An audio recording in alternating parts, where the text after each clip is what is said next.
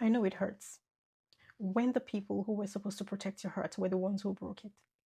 When love felt more like a trap than a refuge. When the ones you trusted used their words like weapons and called it love. Maybe it was a partner who made you feel small. Maybe it was a family member whose silence screamed louder than any words. And maybe you began to believe the lie that something about you must be unlovable. But that's not the truth. That was never the truth. Here's what I need you to know. Deep in your bones, your soul was not created for survival mode. You were made for peace, for joy, for love that doesn't leave bruises. God never designed you to live in fear of the people who were meant to love you. He never called you to confuse abuse with loyalty. And He certainly never asked you to stay in places that starve your spirit. Psalm 34, verse 18 says, "The Lord is close to the brokenhearted and saves those who are crushed in spirit." He sees you. He knows what they did. And He has never, not once, abandoned you. You are not too broken to be healed, not too far gone to be restored, not too damaged to be called daughter. I know what it feels like to sit in the silence and wonder if anyone sees your pain, to cry prayers into your pillows, hoping heaven still listens, to wear strength like armor while quietly falling apart. But healing doesn't begin when you pretend it never happened. It begins when you stop hiding. It begins when you allow the wound to breathe. God is not afraid of your brokenness. He meets you in the mess. He sits with you in the aftermath. He speaks into places you thought were dead. Forgiveness?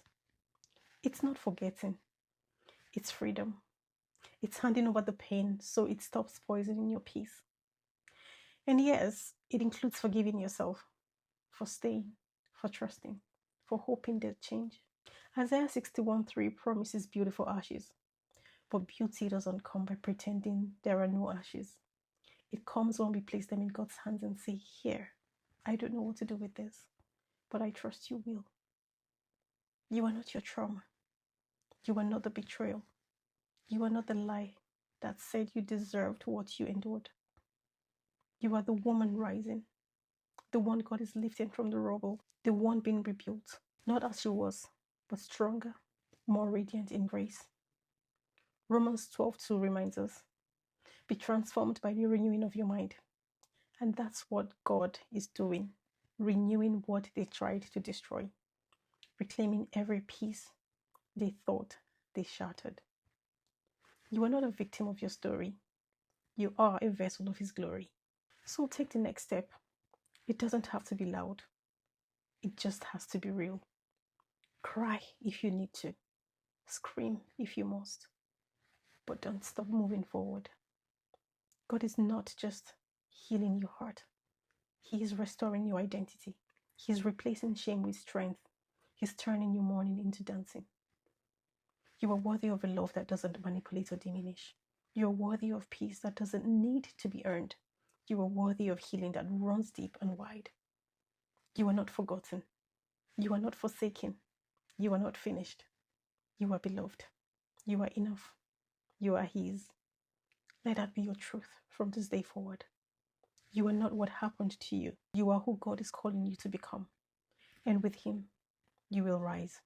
Not just heal, but whole. Not just survive, but singing. This is your turning point. Turn up the pieces. Place them in His hands and watch Him create something glorious. Because He always makes beauty from the broken.